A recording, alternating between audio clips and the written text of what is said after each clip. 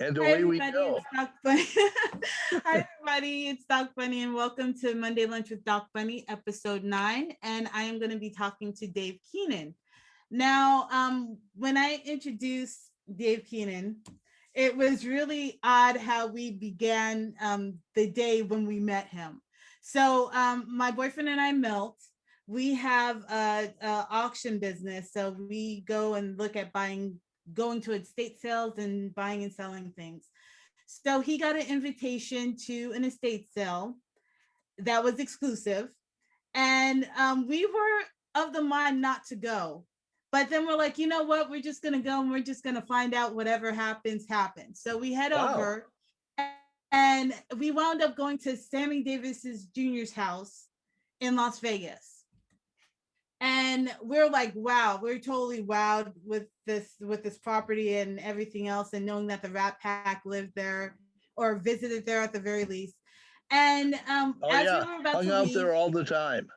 Dave was doing Dave was doing certificate of authentications, and always do a certificate of authentication when you're in a property such as that. So we got to talking, and I've been trying to. We had one of the best conversations we had that I've ever had about Sammy Davis Jr. Just a lot of stuff that I didn't know, and also some stuff about Marilyn Monroe. Mm. So, without further ado, let me welcome Dave Keenan. Hi, Dave. How are you? Hi. Thank you. Good to see you again. It's been a while. It's been a Pre-COVID. while. Yeah. Um, so okay, so I was talking. We were talking about all kind of things when we were talking at your at the table in Sammy Davis Jr.'s house here in Las Right. Vegas, and we just got into all manner of conversation about one particular incident that I have a photograph of that I bought from the estate sale that you authenticated. Yes. So please tell me about the incident about Marilyn Monroe and Happy Birthday, Mr. President. Oh yeah. Happy birthday, Mr. President. Yeah, I need to pull up a couple books, but definitely read it several. Marilyn Monroe, was infatuated with JFK, and she was out on the West Coast uh, doing studio work, and Madison Square Garden there was a big celebration for him, and she was determined to be there for that birthday party, and she was told several times not to come, and she took the red eye, and somehow got through security, but definitely got into Madison Square Garden, and at some point got on stage and sang, as we've all seen on the video, the very very breathy "Happy Birthday" song to Mr. President, and Jackie Kennedy, of course, was there, and so it was a bit of an awkward situation, um, but it happened. But he definitely was told several times. Um, and I bet you, I mean, Okay, I, have to, who was she told by? I was just Who going to told say her? that I think that I read this in probably one of my Frank Sinatra books, that it probably, the message came either, from Frank, or could have also come from Bobby Kennedy as well. I don't have any of the books here in Texas, but I'll start researching and looking that up. So, Yeah, yeah, because you told me that some people have challenged that. And yeah. yeah, and I don't want to cause any commotion. And Oh no. I don't want a contract on me. But, Well, no, because when you oh, told me that, I also did my own oh, research maybe into that. maybe my name isn't really David Keenan. I think it's yeah, it's a different name. Oh, oh no, it will not be like that. So It will anyway, not be like that. did I So, say Texas? I'm not in Texas. Sorry. Uh, oh my gosh. So uh, so let's talk about Sammy Davis Jr.'s home, because that's where okay, we met. great. And how did you come to just kind of be the executor of that estate? How did Okay, that come sure. about? Right. Okay. Really quick background history. So Sammy Davis Jr., performed in Vegas a lot, and Yeah. um, and then whenever he spent lots of money. So when so when budgets or when money got low, then he would sign a new contract to perform some more. And so anyway, so then he decided that he would just build a home there or a mansion. It was pretty big. And so he had it all designed to his specifications, and everything was going along great. But then when it came time to actually close on the home, he didn't have the money, and that was not necessarily unusual for him. So it was just bad timing for him.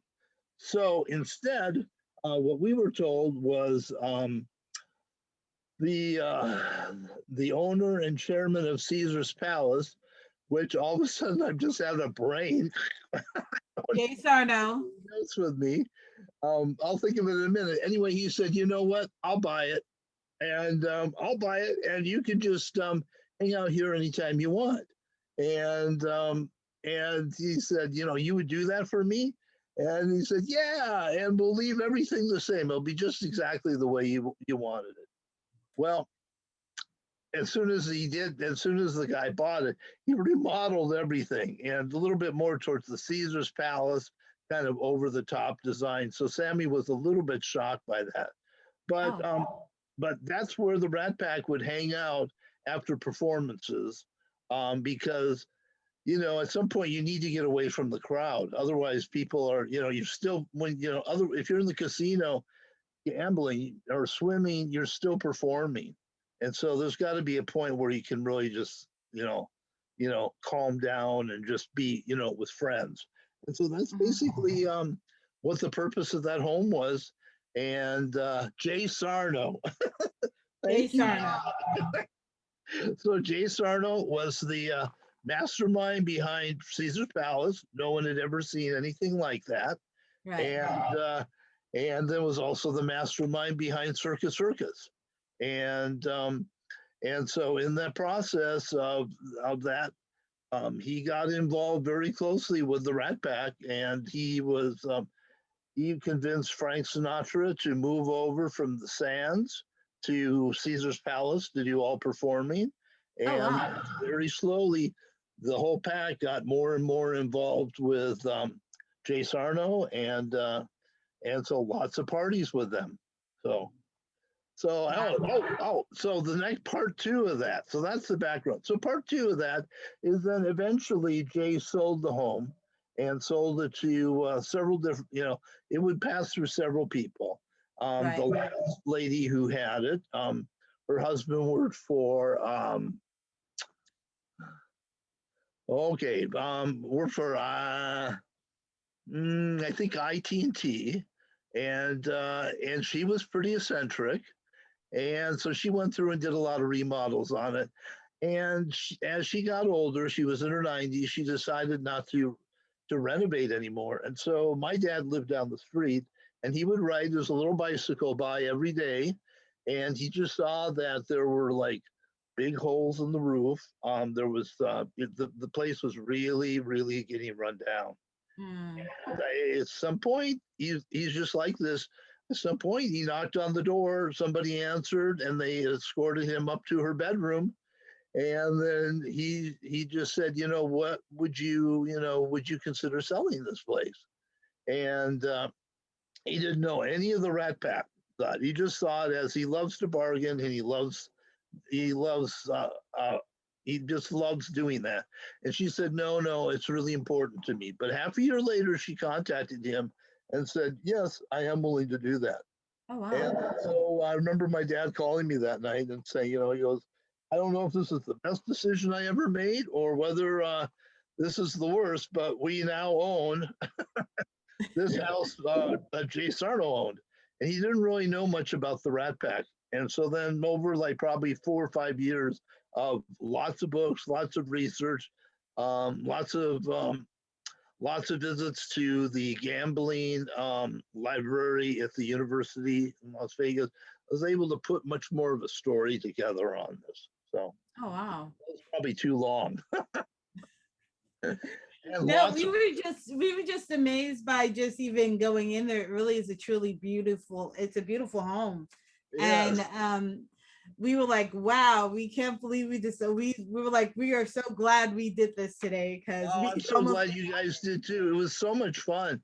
Oh, it was so run down. I mean, really, really bad. There, there's a basement in the home, and oh. big, but there's a wine cellar, and that was completely filled.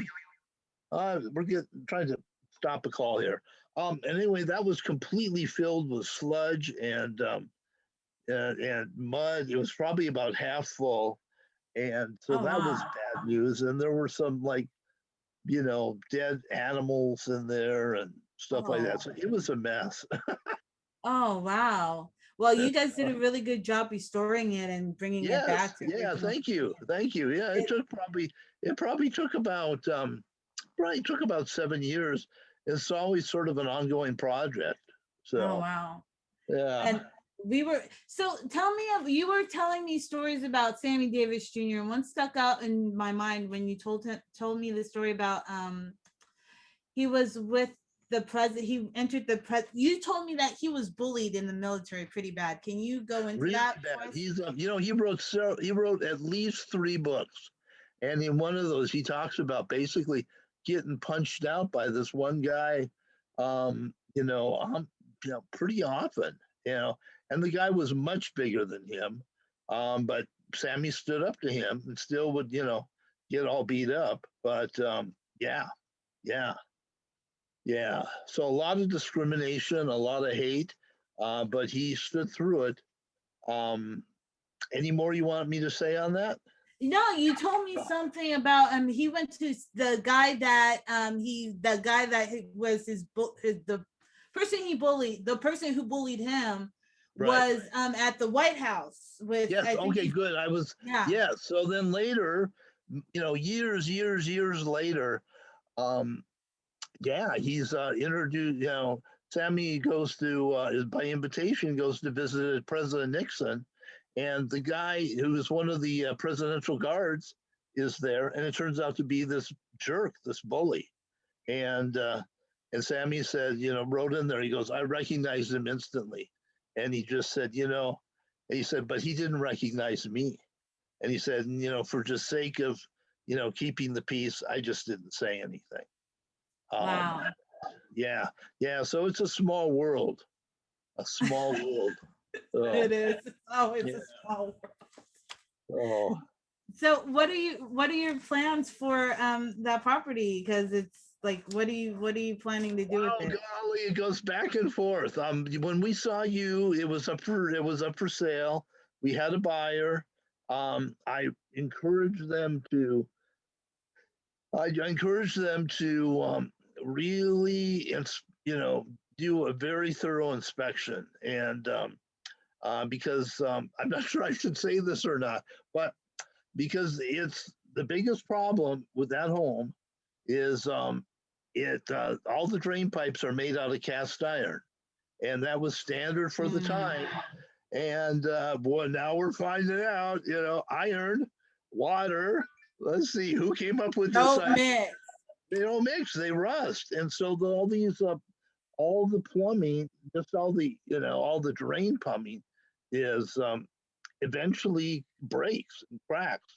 And for the last 15 years, I've been cutting into the walls, or my son-in-law has, or I've hired people. But I try and do a lot of the work myself because we're not, we're not rich people. But anyway, and you just got to cut all that that cast iron out and then put normal PVC in there, which Yeah. should last about 100 years. So anyway, Yeah. So they say. and so the buyers did do that. I gave them the name of a company that puts cameras down the drains actually, and they found a lot more. They found a lot more leaks than I had even thought were there, and so they decided that they wanted to back out. So at that point, we're like, that's fine. and so we're just we're just using it for like a family reunion, and for the most part, just not really using it too much right now. It's in You'll You love should it. Airbnb it. It's in great shape. When you saw it, we had a lot of extra, sort of Sammy furniture that I'd had in Mhm. storage, stuff like that. Um, that either got all sold or it got most of it's all sold. A little bit of it maybe is in storage, but so now it really looks like back to the mansion look, and much the way Sammy wanted it. Oh Persian, wow. um, classic paintings, things like that. No more, no more rugs or no more rugs glued on the side of the wall. And Yeah. Okay. So, guys, they had this like Oriental carpet, the Oriental rug that yes, just came over the grand staircase. And yes, this thing was beautiful. Okay. yes. It just looked like, oh my gosh, you don't even want to walk on it. That's how beautiful this Oh, I was. know, no, But but it's amazing. Silk Persian carpets are incredibly durable, and that mm, particular carpet um, probably came from because my cousin's in carpets. That carpet probably came from a small village outside of Tabriz, and I'm pretty sure that one probably was built or um, woven in someone's little house, not very big. That would probably have run throughout their whole that would have run throughout their whole living room and into mhm. maybe a bedroom kind of thing. And the floors were probably, they could have even been dirt. I've Many of the carpets that my family has came from houses like that. And then the whole family ties those little knots, and like that carpet probably took about 2 to 3 years to make. Isn't that Yeah, amazing? it Yeah, was. It was yeah, amazing.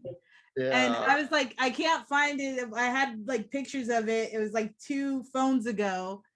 And Oh, I know. usually it I comes know. We up in go my through phones Facebook. and we lose everything. Yes. Yeah.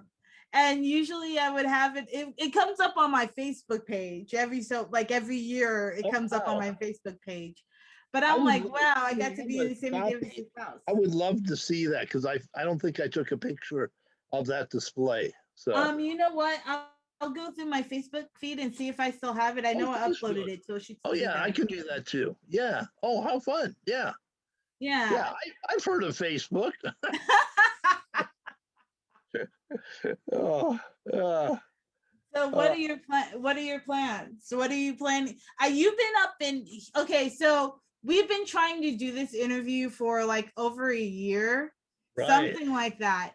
Right. And Dave is always so busy Well, because I've he had lives in several Texas. friends that needed help. And so I think when you came up with the idea, I was in Las Vegas. And then soon after that, um, two of my husband and wife team that I went to grad school with, we all got our MBA at Wharton at the same time. Um, he is really, really ill, and she had booked a vacation like maybe 2 years ago to go to the Oh, Galapagos Islands for like a month. oh wow. Oh, the Galapagos are, So oh that my goodness. Greg is not doing well, and Um, in a caregiver situation like that, you need breaks. And so you do. I said, no, don't pick up the phone. I'm coming to New York, and their place is their apartment is right across from the Natural History Museum. It's just a beautiful view. So I Oh, stayed there for a month and took care of Greg, and we he had a couple falls. Those were kind of scary, but then that way Linda really got a wonderful break, and yeah. all's well. And fortunately, I left 2 weeks before COVID really hit, or Oh before COVID wow. was even known about. Oh Otherwise, I wow. think I would have got stuck up there. You could And have so, been. yeah, so then my next stop was Minneapolis, where I had my dad was ill at that time, and so then we stayed there for a while, and then I had some friends up in northern Minnesota. So I mean, it was just sort of a trip where if I could help people, I did. If they needed something built, I tried to build it. So That's so good. You always need friends like that, because friends like that are few and far between. Milton's like that. feels He it feels he's like instead of just visiting somebody, you can do something. So when I usually I'll say, "Hey, what do you want fixed?" Or like for my dad, I'm kind of proud of this one. Just a real quickie, if anyone has parents with hearing problems. So my dad, is losing his hearing. He Mhm. won't wear his darn hearing aids, and they're overcomplicated. So they have to be cleaned a bunch. But he'd much prefer not wear them. So I just really sort of problem solved one time, and I just started thinking, okay, what is the loudest amplifier that I know of? And I thought, a rock concert amplifier. You can't. So I found these units, that you would see on the stage. I thought, well, this is like way too big. So I just kind of kept researching. It took about half a year, and I could find amplifiers that were pretty strong. They got smaller, smaller, smaller, and then I finally found one that you could actually hold in your hand. And I have some electronic engineering background. So then I opened it up and I reconfigured it and changed some things. And my God, is it loud? On him. And then I had a little microphone and it was very compact. We put it on his ear and he put it on him and he goes, "Oh my God." He goes, "I can hear out of my deaf ear." And I just thought, it was like, why don't otolaryngologists think like this? So anyway, so now instead of totally misunderstanding what everyone's saying, he now can hear everybody, and they just hold the microphone up, and this thing just sort of blasts there. And that deaf ear that he's talking about is there's enough sound that there's bone conduction that's going on that side. So anyway, I'm really proud of that, and so it's really Yeah. good. Because before, Yeah, you should be. what really pushed me to finishing it was I was telling him how I had been invited to Thanksgiving dinner, with his family in Las Vegas, and how wonderful it was. And then, his take on it was, I can't invite all those people from Las Vegas to my house for Thanksgiving. It was like, what do you think? We have that kind of money? And it was like, no. Like, okay, I'm gonna finish this. I'm like, Yeah. sorry. Oh wow. Oh, That's really exciting. That yeah, it when is. you like bring something up, it's like wow. Let me know when you finish it, because I want to see it like Oh, I'm in the. done. Oh, it's done. And it It's looks pretty. done. It's done. It's pretty conventional. Of course, my dad is a perfectionist. So now he goes, Mm, "Oh, I don't like these wires. It has to be Bluetooth." And I don't have that kind of skill. And I go, "Okay, I'll try, Dad, but but this is gonna." I said, "This already has cost me quite a few $100s." I said, "To mhm. Bluetooth this thing, um, is going to be quite a bit more." So anyway, I haven't pushed that one too hard. If you, yeah, but anyway, So you yeah. you brought up something a little while ago. You were talking about how caregivers need vacations. Oh yeah, You were yeah. talking about Oh, that. And it's burnout. I mean, my mom is, has is dead now, but for many years she was in a wonderful assisted living facility. But even, so I wasn't. And I had my daughters who could help take care of her, but yeah, it takes a big toll. it does. And you couldn't have had a better patient or mother. So undemanding. But so I can only imagine what it was like for my friend, from grad school. Mhm. And so It is. It's so demanding, and just I know Milt knows more about it than I do, but he like even the caregiver role. It's just like you always need a break, and just to yes, take time to take care of yourself. So right. what do you do to take care of yourself? Let's see. I make things. I like I like to see people happy. and I like it was really fun for, to travel around and visit different friends or Mhm. cousins, um, or my dad, and then just stay there pretty much, for a couple weeks, and we just got to really know each other. And I don't like sitting around, and so then I just sort of work on these things, and then people usually say, "Oh my gosh, I really like what you've done," and so that always feels good as I drive away. Okay, now for one last question. Sure. My question is, when is the last time you've been on an actual vacation? Uh, oh, I think that whole trip to me was a vacation. Now, Really? yeah, like not like when was the last time I went to say like Cancun?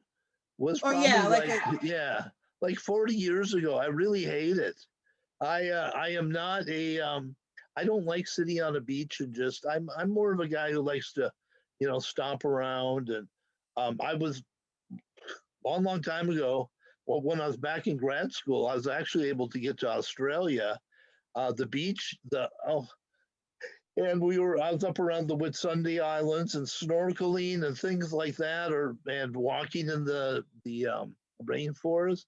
All that is really exciting, but or just to read a book or something like that, that's not really me. well, you know what? Yeah. You should, you know what? Sit down and talk to me. We can maybe work on a plan so you can have a better vacation. You always need to have vacation. I think I've had some really good ones. I've been really lucky. I've pretty much been around the world, New Zealand, and Australia, and Europe, and I lived in Iran for a while, Oh wow. and I went through the Soviet Union when it was still, you know, communist, and How was that? and then I tried to get out of there. It was, it was beautiful, but the culture itself of everyone kind of watching. I don't want to say anything mean. I just think the poor, the poor, the poor citizens and the Russians themselves have just been, beat up, for over 1,000 years. Yeah. And the latest version of communism when I was there was so oppressive. You would see like a bakery. There always had to be someone who sold the bread and somebody who ran the cash register. They would not trust like one person to do both. And you could just Wow. feel that one person was always looking over the other person. I was always I was always getting yelled at. I'm a nice guy. Like I'd be in museums, and if I got even remotely close to like a statue of Lenin or something, a guard way down the hallway would start screaming. Like I don't know what he was screaming, but I pretty much thought it was, you capitalist, get away from that. And so it was enlightening, but I just kind of felt I was there for like 3 weeks, and after about 2 weeks, I just thought I'm not sure. I don't really want to. I don't want to see much more. I really want to leave. But at that time, you had a you had a you had a set agenda that you figured out, and you paid for like maybe 3 months in advance. And from there, you could not change it by a day. Yeah. So the architecture was amazing. I just couldn't believe what I saw in Leningrad, and the Hermitage, and so I wouldn't change anything. But it was, leaving the country, I left on a train that went to Finland, and when we left the border, they made me get out in the hallway and take everything out except my underwear. They wanted to check to make sure I wasn't smuggling like any Russian. Wow. And again, I thought, well, I just that's just I just thought, what a good way to leave. What a Wow. good way to leave the Soviet Union. It Oh felt my good God. back in a free country like Finland after that. You Oh, know. okay. Anyway, can I say one last thing, or are we all Yeah, out of time? sure. Oh, anyway, so I'm pretty sure maybe you or your folks definitely would have seen my commercials. That's what my Oh, com- yes. Okay, so what commercial did you do? Oh, okay. It would be the dancing Dr. Pepper commercials. I'm a pepper, you're a pepper. They're Dave Oh, Cotton commercials. I drink Dr. Pepper. I'm a pepper, you're a pepper. Wouldn't you like to be a pepper too? oh, wow. Yes, and that's its own story for that's like a 20-minute hell raising story. But yeah, we've at one point we did commercials along that campaign where we used Fred Astaire's room. I don't know if you saw Really? the old where you see Fred Astaire dance up the walls and the ceiling. Have you ever seen that commercial or that I commercial? think so. I'm gonna look it up on YouTube. Yeah, I'll find it for you. Anyway, what? Probably 40 years later, the ad agency comes up with the idea, and my boss was going to like, no, it's too complicated, and I'm going, oh no, I think this is a really good idea. Well, it was, so anyway, so they had the set, they pulled it out, they kind of redid it. Um, they attached extra trees to it that they shouldn't have, but eventually, how it works is the way you can dance up the walls and the ceiling is if you mount the camera onto the front of the room, and the room, has like a peak to it, and the sides and the bottom, and if you take that whole room and rotate it, the camera will move with the room, and so it can never tell that the point, that the gravity point is changing. And so Wow. when you see it, you'll see how Fred dances as the room is ready to move, he'll be dancing in the corner, and he'll be putting one foot on the wall and then off and on the wall. That is when the room is rotating, and then it rotates again. Then he's on the ceiling. Anyway, it's amazing that they came up with it. I think it was really amazing that we came and then redid it after that. Wow. The production people weren't really on their best day. They forgot to glue down the plates and the coffee, but like little stuff, lamps. So when the room went to rotate, all this stuff fell down on top of our poor actors and scared them. Oh no.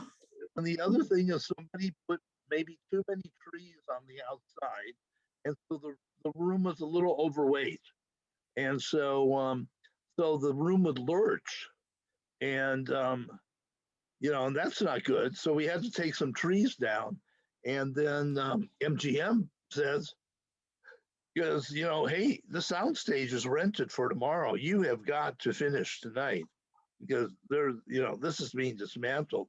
And then you go, oh my God, why did I say we could do this? And then the president's like, your career's on the line. Oh shit. A terrible idea. So but that's how good ideas are. Okay, so how did you pull through? Because it sounded like it was just like you're like, oh my gosh, how am I going to do this? How am I going to get this done? But all you can do is you just follow through and you act. You just sort of act like this was all planned. Don't worry. You know, don't fire me yet. But it was all planned because this is going to work out just fine. And you just have to be, I guess, like a good team leader and be real positive. But inside, you're screaming, oh my God, this was the dumbest decision ever. But we won a lot of awards with it, and people liked it. And so. Oh, wow. Wow. Yeah. So anyway, well, you are a really good interviewer. And so much, as usual, it's so fun talking to you. We had so much. We had so much time at the mansion. Yeah. Yeah, just like and the next time you're in town, make sure you we'll actually have lunch. Oh, absolutely. And actually sit down and have a chat. And it was it was a pleasure I should be talking to asking you you. more questions. Oh, you So, can ask me a question. You can ask me a question. You can ask me one question. okay. So, what was the most favorite thing you've done this year, 2021? Oh wow. I gotta tell you, it was Newport Beach. I love the beach. Oh, And wow. we just went, so we went and spent like the morning at the beach. We walked down the beach and we went to the pier, and then we had some beers, and he played pool, and it was just like the Oh, beach wow. experience. And it was just so fun. And we got to sit at the beach, watch the waves come in and leave. And I got some great pictures, and it was Oh, just so wow. For relaxing. you. And Good. and now, but this year it's like we're just like really working on our business right now. Sure. I have to get used to slowing down and doing a set schedule. I have to pace myself more. But that was the best thing that I did this year. But Good. that's not going to be Good. the only thing. Well, this is the year to have done something like that. God knows that we need, something to take our minds off. It can get so tense. So, Yeah, just traveling generally, even if you do a road trip or a short trip to, like, you go to somebody's farmer's market, you can turn that into a road trip and oh like get yes. to know different cultures and different people, and people you wouldn't ordinarily talk to if you didn't go travel. So Absolutely. it's such a gift to be able to do that. And I actually like the fact that I live in Las Vegas, and I can show people where I would actually go, because Oh, wow. I'm a local. Right. So Wow. and so I want more people to travel. That's my goal. I think that's a really smart idea. Very admirable. Mhm. Wow. Wow. So I'm like with I you. said, if you ever want me to try to book a trip for you, let me know. I will. I will. Yeah, maybe you can teach me how to relax at the beach. So, The trick is not taking away what makes you active. So like if you're going to read on the book, if you're going to read a beach on the book, right. read about like mechanics, or Mm. or you can figure out how people surf, because that's awesome. There's Yes. mechanics Yes. in there. Yes. And Well, what I heard from you was, you were playing pool, you were meeting people, you were interacting. That sounds like a lot. That sounds more like what I would like to do. Yeah. yeah, So, you wow. do. And you just go do something, and it's just like you just meet people from wherever they're at, and Right. you never know where they're from. I don't know what it's like now, with COVID and everything, but I used to just tell people that when you go to a new country, I would always stay at a youth hostel, whether they were part of the international organization or Mhm. if they were, like, just private.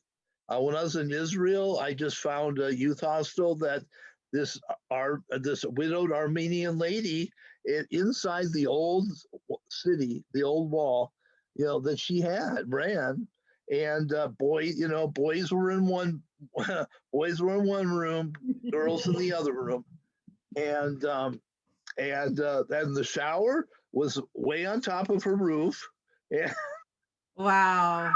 and, uh, and there was nothing up there. And you go up there, you climb up the stairs, and you just be in all your glory in the dark, looking at the rest of Jerusalem, out there showering. And if you didn't have enough money that you could afford hot water, she didn't give you the hot water spigot.